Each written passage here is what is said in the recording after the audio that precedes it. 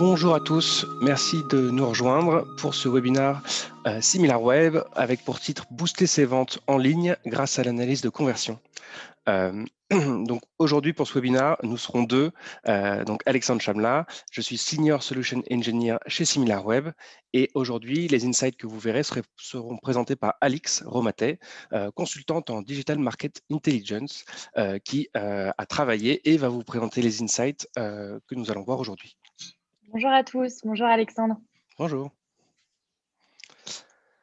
Alors, très rapidement, à propos de SimilarWeb. Alors, qu'est-ce que SimilarWeb? SimilarWeb, c'est un outil de market intelligence. On va couvrir toutes les différentes sources digitales. Donc, on va couvrir plus de 100 millions de sites web dans le monde, presque 5 millions d'apps. On a des données qui proviennent de plus de 190 pays, qui sont mises à jour quotidiennement, qui sont disponibles via notre interface intuitive et également via notre API. Et en gros, SimilarWeb, ça permet, notamment pour le e-commerce, deux principales choses. La première, ça va être de pouvoir se comparer et contextualiser votre propre performance par rapport à celle de vos concurrents pour comprendre non seulement votre performance par rapport à l'année N-1, ce que vous pouvez faire avec vos propres données, mais justement comprendre votre performance, votre croissance par rapport à celle de vos concurrents dans le même temps. Et ça va également vous permettre d'aller identifier qu'est-ce qui a bien marché chez vos concurrents ou chez des sites partenaires ou des concurrents indirects pour pouvoir derrière aller vous en inspirer pour vos propres campagnes et aller capturer du trafic qui aujourd'hui arrive chez d'autres sites et qui pourrait renforcer votre propre trafic et donc derrière vos ventes. Et Alix, je te laisse commencer la présentation. Voilà, je suis disponible si besoin. Super, merci Alexandre. Du coup, aujourd'hui à l'agenda, on va voir 4 points principaux qui tournent tous autour de la conversion. Le premier point, c'est d'optimiser les conversions en ligne en s'inspirant des meilleurs sites web. Donc, on va regarder un benchmark sur une industrie des performances de conversion. Le second point sera d'identifier les bons canaux marketing. Donc, on va descendre au niveau de granularité pour regarder quels sont les canaux marketing qui convertissent le mieux. Toujours dans cette même industrie. Dans un troisième temps, on regardera la stratégie des principaux retailers de l'industrie et notamment d'Amazon. Et dans un dernier temps, avant de conclure, on vous parlera de la feature qui s'appelle le On-Site Search, qui permet de comprendre et de s'adapter à l'évolution de la demande des consommateurs. Donc, tout de suite, on passe au premier point dans le vif du sujet, optimiser vos ventes en vous inspirant des leaders d'un secteur. Et le secteur qu'on a choisi aujourd'hui, c'est le secteur de la beauté. Qui est une industrie assez large en fait, même si le webinaire aujourd'hui prend pour exemple la beauté, sachez que on capte du trafic et des données sur une multitude de secteurs et donc du coup vous pourrez complètement retrouver des insights qui vous intéressent même sur l'industrie de la beauté. Alors, le premier point, c'est de regarder du coup le trafic général qu'il y a eu sur l'industrie de la beauté et du parfum, enfin sur les sites de l'industrie beauté et parfum, entre la période septembre-février 2021, donc de septembre 2020 à février 2021, et puis la même période sur l'année précédente. Donc en bleu, c'est la période la plus récente sur les 6 derniers mois de l'année. Et on voit qu'il y a eu une augmentation de 56% sur toute l'année entre ces deux périodes. Et le plus important, l'augmentation la plus importante, elle se fait au moment du mois de novembre ici. On voit qu'il y a un pic et qui correspond à une différence de 77% de trafic. Donc, c'est-à-dire toutes les visites qui ont eu lieu sur les sites de beauté en France. Ça prend les données qui sont desktop et mobile sur toute la période. Si on s'intéresse un peu plus près, donc là, on avait une vision très macro. Du coup, si on s'intéresse un petit peu plus proche aux players qu'il y a dans cette industrie beauté. On a pris volontairement l'industrie assez large avec des players différents. Donc, on va avoir des retailers comme Amazon Beauty, comme Marionneau, comme Nocibé, comme Sephora. Et puis, on va avoir des marques en propre, Estée Lauder et autres. Notamment l'Occitane aussi. Et on voit en fait clairement sur ce paysage-là que Amazon Beauty, c'est ceux qui captent le plus de visites converties. Donc ici, le graphe montre le nombre de visites converties sur ces sites par tranche de 6 mois. Donc la première tranche en bleu, c'est de septembre 2019 à février 2020. La seconde tranche, c'est celle qui correspond à peu près à la première vague de la crise sanitaire, donc mars-août 2020. Et en orange, ici, on voit donc les 6 derniers mois de l'année, septembre 2020, février 2021. On voit que globalement, pour tout le monde, il y a eu de la croissance sur une accélération des ventes sur la période septembre 2020, février 2021. Et les pourcentages ici et la ligne bleue que vous voyez, ça indique l'évolution year over year, donc de la période septembre 2020, février 2021 par rapport à la même période l'année précédente.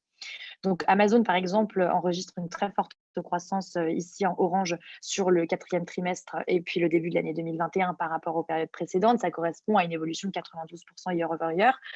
Donc même si c'est impressionnant en termes de nombre de visites converties, on voit qu'il y a des players qui ont eu une croissance qui est tout aussi importante, voire plus importante. Donc Estée Lauder, par exemple, ici, qui malgré le tout petit nombre de visites converties par tranche de 6 mois directement sur leur site, enregistre une croissance year over year de 181%. Et si on regarde, par exemple, Marionneau, pareil, croissance au dernier trimestre, sur la dernière période que l'on regarde, avec une croissance de 59%. Donc, globalement, tous les sites ont accéléré leurs ventes sur les 6 derniers mois par rapport à l'année précédente. Il y a eu quand même on va dire, un drop du nombre de ventes au moment du confinement, donc les barres en rouge.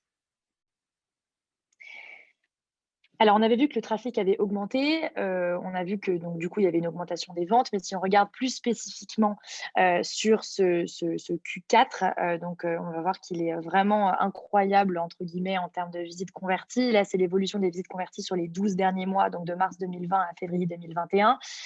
Et le Q4 2020, ça représente vraiment le gros de l'année, la période la plus cruciale de vente pour les sites de beauté. Donc là, on a pris tous les sites confondus, donc tous les players qu'on vous a présentés.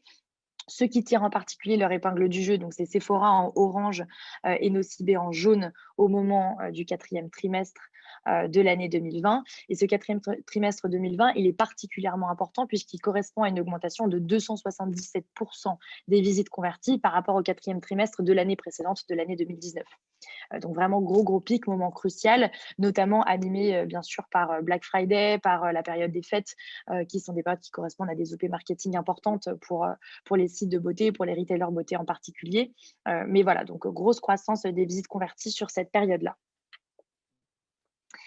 Certes, une grosse croissance pour tout le monde, mais il y a quand même une inégalité entre les différents players, et certains qui ont tiré leur épingle du jeu plus que d'autres. C'est notamment le cas, on le voit sur cette matrice, qui montre, donc le taux de conversion, sur la gauche et puis le nombre de visites, le mapping des différents players sur la période septembre 2020, février 2021 sur les données, desktop. Donc c'est notamment le cas, d'Amazon Beauty. On l'a vu sur le graphe avec le nombre de visites converties que c'était vraiment un player qui était très important. Là, on le revoit ici avec un taux de conversion qui est aux alentours de 22% sur le desktop, avec un nombre de visites qui avoisine les 15 millions de visites sur la période. Donc vraiment un outlier, comme on pourrait dire, par rapport aux autres concurrents.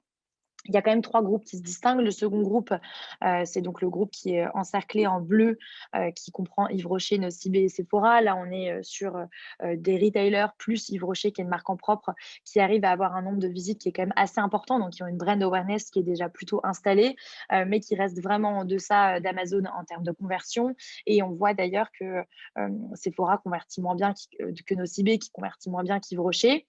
Et puis le 3e groupe, ceux qui sont encerclés en bleu marine, c'est les players qui ont un peu plus de mal à émerger sur la scène e-commerce, sur la catégorie beauté, donc avec des players qui sont très proches les uns des autres en termes et de nombre de visites et de taux de conversion. Qu'est-ce que ça veut dire en termes business, si on essaye d'appliquer ce qu'on vient de se dire à un seul des players? Donc là, on a regardé Sephora en particulier, on a regardé le taux de conversion de Sephora sur la période par rapport à la moyenne du groupe. Donc Sephora, c'est en orange ici, donc on voit qu'il y a un taux de conversion qui est assez fluctuant, qui passe de 5% en septembre à quasiment 7,5% en novembre et qui puis redescend en janvier en dessous de la barre des 2,5%. Donc vraiment, il y a une saisonnalité, on va dire, dans le taux de conversion de Sephora, alors que la moyenne du groupe, qui comprend tous les players dont on vient de parler, est plutôt stable, donc à 10,34% sur la période.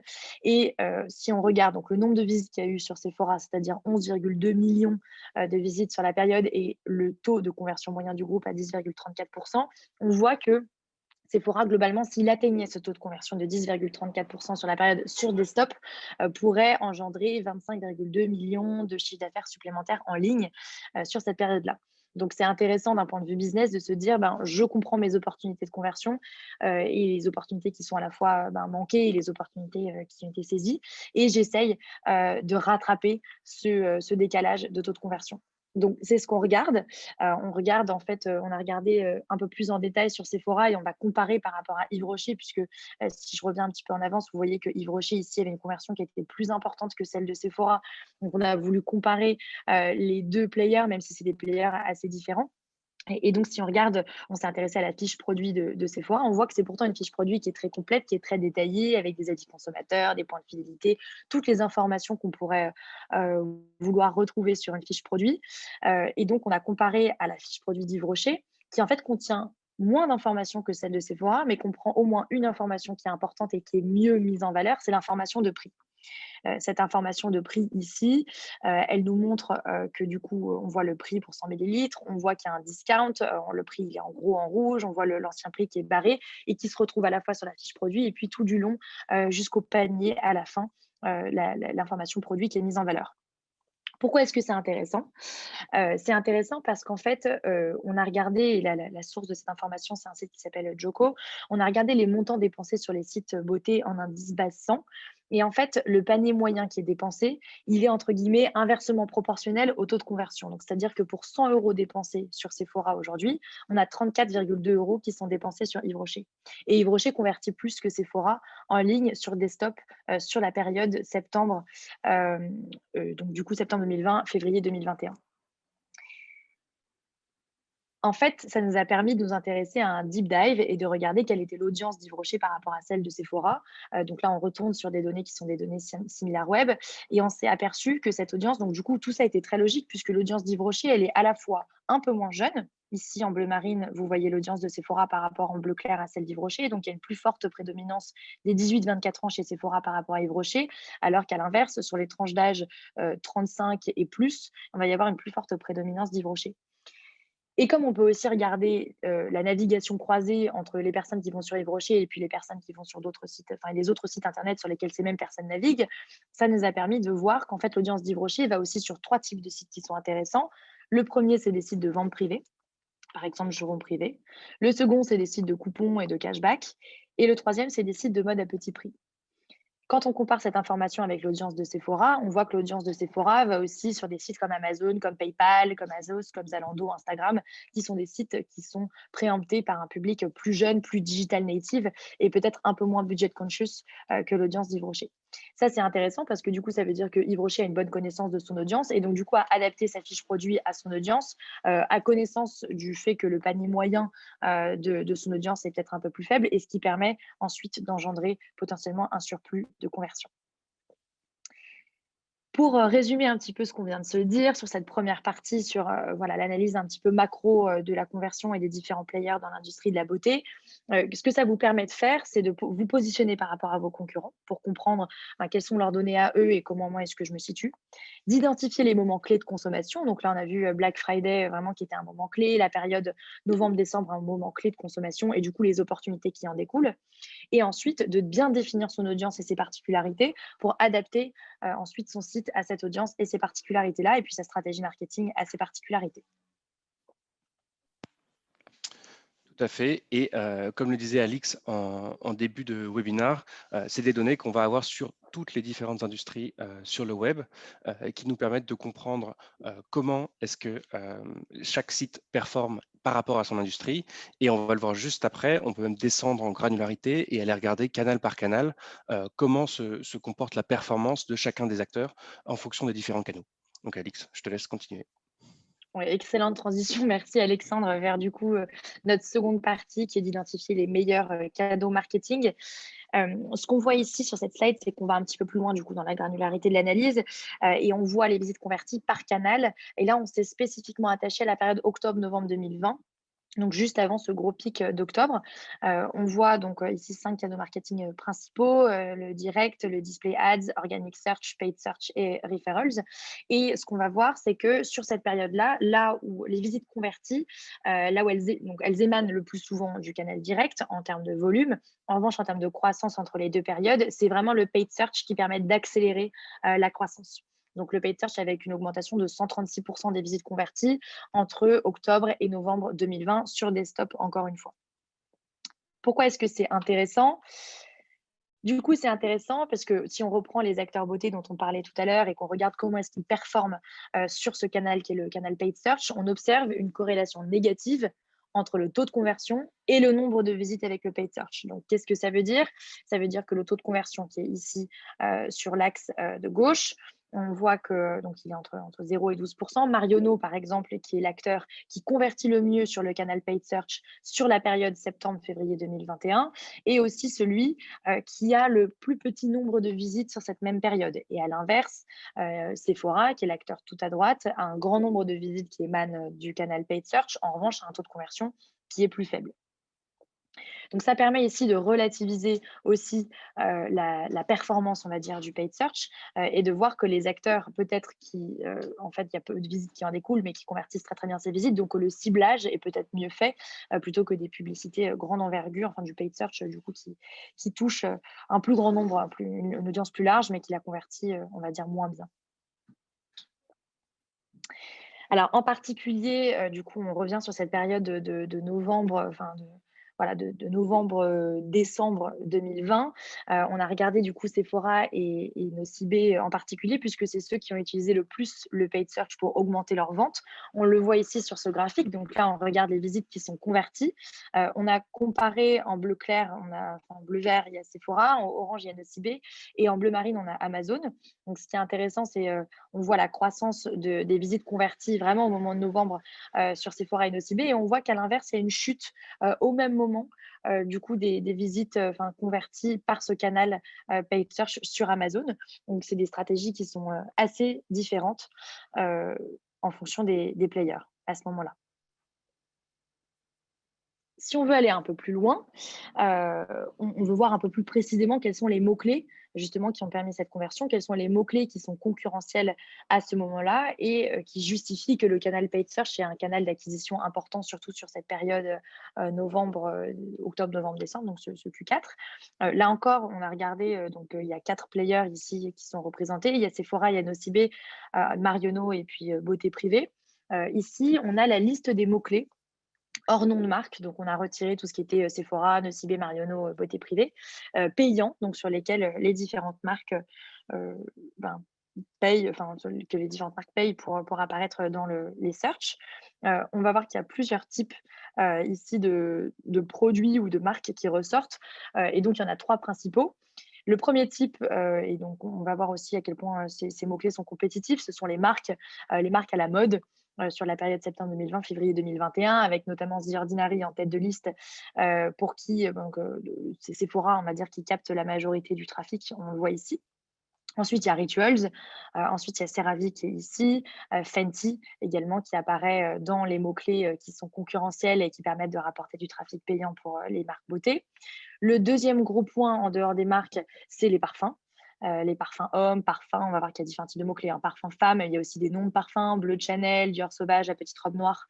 Et quand on regarde plus précisément ce mot-clé parfum ici, on voit, alors la capture d'écran est un peu petite, mais on voit qu'en fait, le mot-clé parfum, il est surtout important au moment de décembre parce que c'est souvent un cadeau de Noël, le parfum. Donc, c'est à ce moment-là que les marques sont le plus en concurrence pour capter le trafic du mot-clé parfum et puis attirer sur leur site et puis ensuite convertir en vente.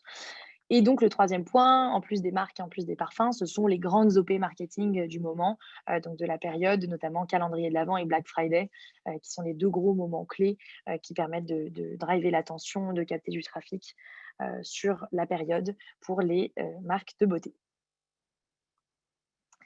Donc, on a vu ici, en se focusant sur les canaux marketing, donc déjà qu'on peut analyser la performance des différents canaux marketing, qu'on peut observer du coup la stratégie de ses concurrents en plus de la sienne, et ça nous permet de définir des opportunités de croissance en comprenant les tendances produits. Donc là, on a vu notamment ici que sur The Ordinary, c'était Sephora qui captait la majorité du trafic, mais que sur les autres marques, il y avait notamment Nocibé qui était assez fort, Rituals ou CeraVe. Donc, ça permet de définir quels sont les mots-clés qui sont les plus concurrentiels et puis les opportunités sur lesquelles les marques peuvent parier pour se démarquer et donc capter l'attention de l'audience.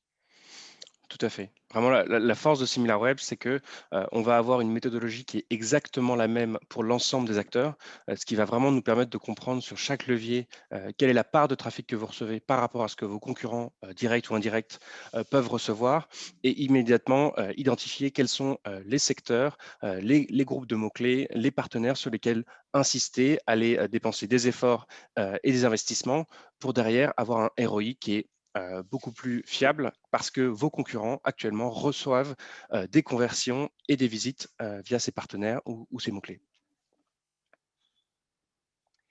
Le point suivant, c'est donc, une partie, on va s'intéresser aux retailers et plus particulièrement à Amazon. On a vu au tout début du webinaire qu'Amazon était, quasiment un outlier en termes de conversion, avec un taux de conversion qui était très important sur desktop et un nombre de visites effectivement, qui dépasse, tous les autres, players de l'industrie de la beauté. Alors je tiens à dire ici qu'on ne parle pas de tout Amazon, on parle de la catégorie beauté sur Amazon, qu'on a la capacité d'isoler pour vraiment être ISO sur ce qu'on regarde.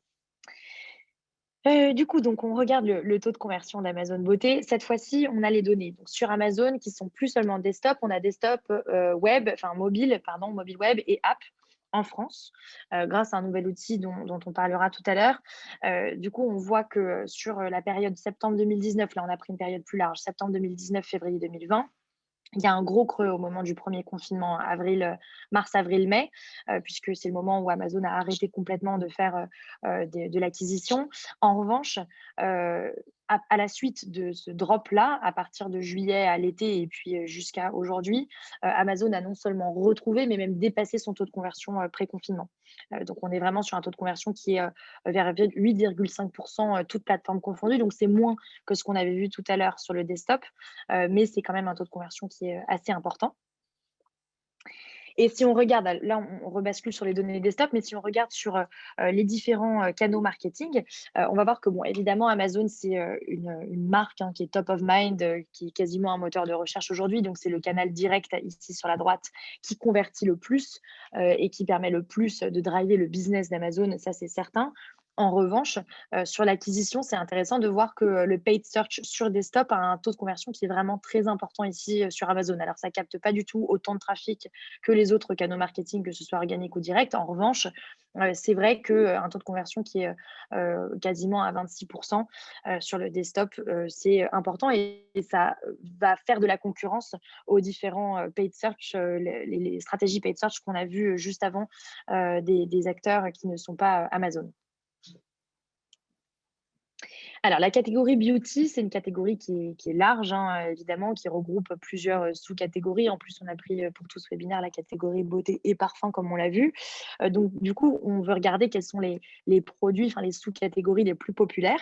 On a la capacité pour Amazon.fr de regarder donc toute plateforme confondue, desktop, mobile et app, de regarder le nombre d'unités vendues par sous-catégorie beauté. Aujourd'hui, on voit deux choses ici sur ce graphe.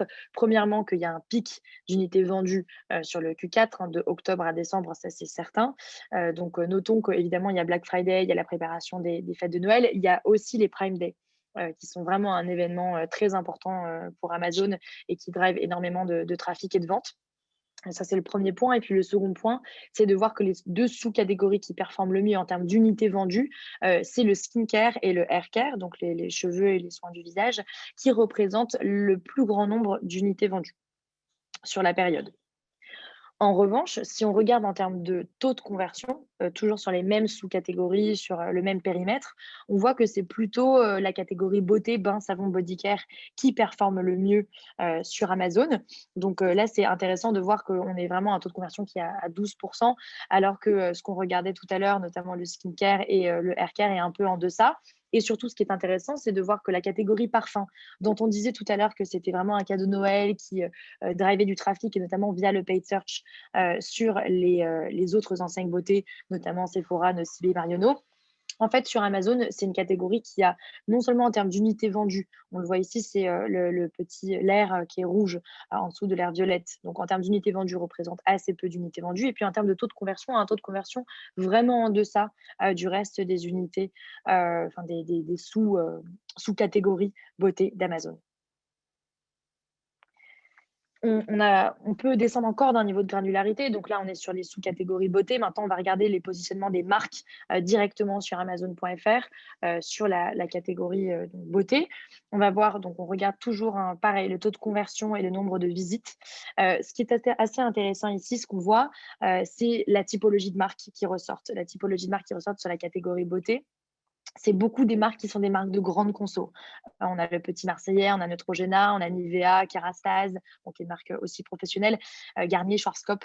Donc là, on est vraiment sur les marques qui vendent le plus. C'est vraiment des marques, et on le voit sur les taux de conversion, bain, savon, body care, on est vraiment là-dessus, avec aussi de la catégorie hair care, bien sûr, qui ressort, mais vraiment sur de la marque grande conso, avec des taux de conversion qui sont importants, très importants pour certaines marques, notamment NYX Professional Makeup, notamment Schwarzkopf et Dove qui est un petit peu caché, hein, qui est derrière du coup NYX Professional Makeup.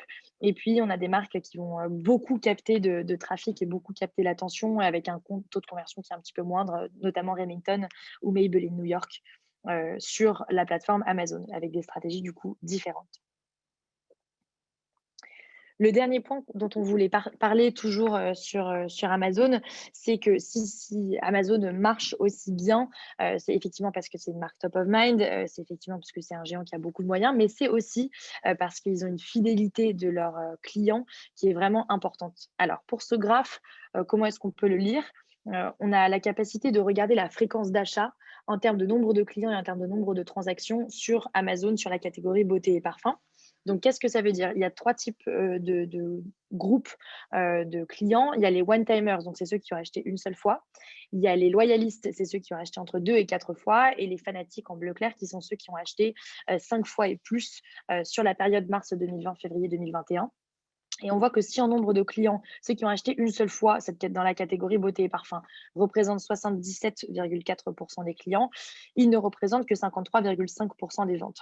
Ce que ça veut dire, c'est qu'il y a près de 50% des transactions qui sont réalisées par des clients qui sont loyaux et qui sont récurrents. Et en fait, là où c'est intéressant d'un point de vue business, c'est que la difficulté d'Amazon aujourd'hui, c'est pas tellement d'aller convaincre des nouveaux utilisateurs de venir, parce qu'il y a beaucoup de clients qui viennent sur Amazon et ils n'ont pas de problème de conversion. La problématique, c'est plutôt la rétention.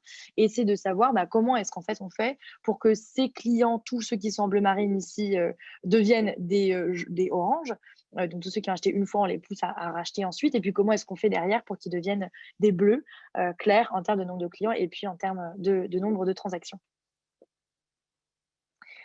Donc sur cette catégorie Amazon, juste pour revenir rapidement sur les points de science, pourquoi est-ce que c'est intéressant pour vous? Le premier point d'intérêt, c'est que ça permet d'analyser en détail la performance et l'audience d'Amazon, que ce soit catégorie par catégorie ou Amazon dans sa globalité. Et puis ça permet ensuite de plonger dans la stratégie des marques sur Amazon, de voir vraiment comment les marques se positionnent et puis de voir la rétention des clients et donc la force et les faiblesses d'Amazon, enfin plutôt du coup les forces d'Amazon sur les différentes sous-catégories qu'on vient de mentionner. Donc effectivement, Amazon prend de plus en plus de place sur le web et particulièrement le e-commerce. C'est pour ça qu'on développe de plus en plus d'outils qui nous permettent de descendre en granularité. Donc typiquement, sur Amazon, contrairement à ce qu'on peut faire sur d'autres retailers aujourd'hui, on est capable d'avoir une donnée qui est agrégée au niveau mobile, desktop et applicatif, qui nous permet d'avoir une vision globale sur les conversions qui ont lieu sur Amazon. Voilà, c'est aujourd'hui quelque chose sur lequel on se concentre sur Amazon parce que c'est quelque chose qui est demandé par énormément de nos clients et du coup, on se concentre là-dessus. Après, c'est quelque chose qu'à terme, on va souhaiter développer sur l'ensemble des acteurs. Le dernier point qu'on va aborder ensemble avant de conclure et de laisser la place à vos questions, c'est l'exploitation d'une feature qui s'appelle le On-Site Search, que je vais vous expliquer et qui permet vraiment d'aller encore un peu plus loin dans la granularité de l'analyse de conversion pour découvrir et s'adapter à l'évolution de la demande des consommateurs. Globalement, le on-site search, qu'est-ce que c'est? Donc, depuis le début, on a beaucoup parlé de retailers et de fait, en fait, ce sont ceux, on l'a vu, qui vendent le plus de produits beauté dans le paysage avec, on l'a dit, hein, les marques en propre qui ont un petit peu de mal encore aujourd'hui à émerger sur le e-commerce. Et en fait, une fois qu'on a compris leur stratégie, ce qui est intéressant aussi, c'est d'aller voir directement sur les sites, les retailers, en fait, quelle est la demande produit. Donc le on-site search, c'est globalement l'analyse des mots-clés qui sont cherchés directement sur les retailers. On a fait l'exercice ici sur Sephora. Donc on a regardé directement sur Sephora quelle était la demande et qu'est-ce qui drivait la demande. Et donc là, c'est intéressant. Il y a, on va dire, plusieurs analyses qui émanent de cette on-site search Sephora. La première, c'est que donc il y a des marques qui sont à la mode et on l'a déjà vu, sur le paid search, donc ça fait un pont avec ce qu'on disait. Donc le paid search, c'est, vraiment, les mots-clés, en fait, que recherchent, les gens sur les moteurs de recherche. On a vu qu'il y avait The Ordinary. C'est aussi le cas directement sur Sephora, où The Ordinary est vraiment une marque qui cartonne avec, on peut le voir, du coup, le nombre de visites, qui découlent de cette recherche et puis le nombre de visites qui ont mené à une conversion, par la suite, du mot-clé, Ordinary, donc de la marque The Ordinary. Il y a également la marque Too Faced, donc ici on voit que le mot-clé Faced, mais c'est bien la marque Too Faced. Et puis la marque Sephora, bon, bien évidemment, étant donné qu'on est sur Sephora, c'était intéressant de voir ça. Et ça, c'est les marques du coup qui ressortent en ce moment le plus. Le deuxième point, c'est en plus des marques, quels sont les produits qui sont les plus demandés en ce moment. On voit qu'il y a les masques, donc pas les masques Covid, mais les masques, notamment les masques en tissu et le masque de Sephora qui ont connu un grand succès et qui de plus en plus, parce que c'est des masques qui sont, enfin des produits qui sont assez playful, du coup permettent voilà, d'attirer une nouvelle clientèle qui peut-être était un peu plus éloignée des produits skincare. Il y a le mascara et la palette et là, le mascara et les palettes, du coup, les fards à paupières, bon, on se doute bien que ça fonctionne aussi parce qu'avec le port du masque, donc pas le masque en tissu, enfin pas le masque, de skincare, mais le masque Covid, il y a de plus en plus de difficultés à se maquiller les lèvres et donc du coup, les personnes qui se maquillent, accentuent, le maquillage des yeux et donc il y a une recrudescence de demandes sur la palette et le mascara, en particulier. Le troisième point, on voit aussi apparaître, des marques, ou des, offres un petit peu plus classiques, notamment, Dior, Clarins et puis, l'offre coffret. Surtout, en fait, ça c'est surtout au moment de Noël, où il y a beaucoup de cadeaux, du coup, qui sont faits, notamment les coffrets, Clarins et puis, les parfums Dior, qui ressortent. Donc, on voit que le on-site search, vraiment, ça permet de faire émerger la demande produit, de faire émerger les nouvelles tendances et de comprendre ben, ce que les consommateurs cherchent chez nos concurrents ou chez nous-mêmes pour adapter peut-être le merchandising sur votre site ou autre. On a voulu comparer ça avec la demande sur Amazon, puisqu'on a vu qu'Amazon était un acteur majeur du coup de l'industrie de la beauté. Et ce dont on s'est rendu compte, c'est que c'était totalement différent. L'analyse des mots-clés sur Amazon, puisqu'en fait, on était surtout sur de l'accessoire. Donc ça va de la tondeuse au sèche-cheveux, au coupe-ongles, au pinceau. Il y a aussi la présence de la marque The Ordinary qui, du coup, décidément, est vraiment partout. Mais il y a aussi du coup dans les mots-clés vraiment beaucoup plus, d'accessoires. Donc c'est intéressant de voir qu'en fait, finalement, ben, les gens qui vont sur Amazon et qui consomment de la beauté sur Amazon, ils consomment, d'autres choses, que, le public qui va sur Sephora et du coup, il y a pas une incompatibilité entre le fait d'aller sur Amazon Beauty, enfin Amazon Beauty, c'est la catégorie beauté d'Amazon et puis le fait d'aller, sur Sephora ou Nocibé ou Marionnaud ou d'autres retailers ou même sur des marques en propre. C'est pas tout à fait les mêmes mécanismes de consommation. Voilà ce que nous apprend globalement, le on-site search. On aurait pu faire, évidemment l'exercice avec d'autres retailers, mais on voulait juste vous montrer un aperçu de la manière dont ça fonctionne et de ce que ça vous permet de faire. Donc ça vous permet de comparer la demande produit sur votre site, et ceux de vos concurrents et puis d'étudier, les mots-clés qui génèrent de la conversion, pour, ben, du coup, voir un petit peu, quelles sont les tendances produits et puis potentiellement justement, les produits ou les marques qui, baissent en conversion, qui baissent en nombre de visites et qui baissent en popularité sur votre site et ceux, des autres concurrents. Effectivement, et on se rend compte de plus en plus que les utilisateurs vont pas aller forcément chercher les produits dans Google, mais sur certaines catégories. Donc typiquement, sur Amazon, on va avoir tout ce qui tourne autour des câbles USB ou des chargeurs, et cetera. Quand on compare le nombre de recherches qui a lieu dans Amazon par rapport à ce qui peut avoir lieu dans Google, on se rend compte qu'aujourd'hui, les gens recherchent beaucoup plus, ce genre de produits directement, au sein des retailers, donc Amazon, Cdiscount, et cetera, et la Fnac, et cetera. Et ça peut être donc très intéressant d'avoir également accès à cette information pour mieux comprendre la demande de produit, comme le disait Alix. En conclusion, pour rapidement faire voilà, le tour de ce qu'on s'est dit avant qu'on passe aux questions et réponses. Globalement, il y a 4 points pour moi qui sont des points de science, de ce webinaire, beauté, enfin, du coup, conversion, mais appliqué au secteur de la beauté.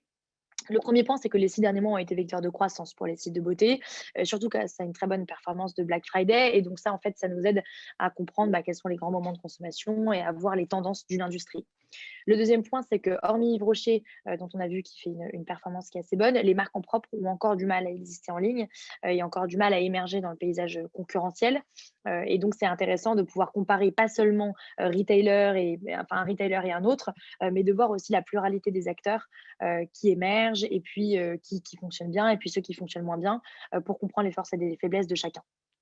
Le troisième point, c'était le canal paid search. On a vu que c'est un canal qui était largement plébiscité et notamment par les retailers pour acquérir du trafic, en particulier au moment des grands moments de consommation que sont le quatrième trimestre de l'année 2020. Et le dernier point, qui à mon sens est très intéressant, c'est qu'Amazon, effectivement, ils sont très forts sur la conversion. Et en fait, étant donné la structure des consommateurs et la structure de la consommation sur Amazon, c'est peut-être plus un concurrent de la grande distribution. On l'a vu sur les marques et on l'a vu sur les outils, enfin sur les mots-clés qui étaient le plus recherchés. Ça vient peut-être plus concurrencer un Leclerc, un Monoprix, un Carrefour, finalement, qu'une enseigne de beauté comme Sephora, comme Nocibé, comme Marionneau, qui ont une ligne éditoriale, on va dire, un petit peu différente et qui cherchent à séduire un public un petit peu différent.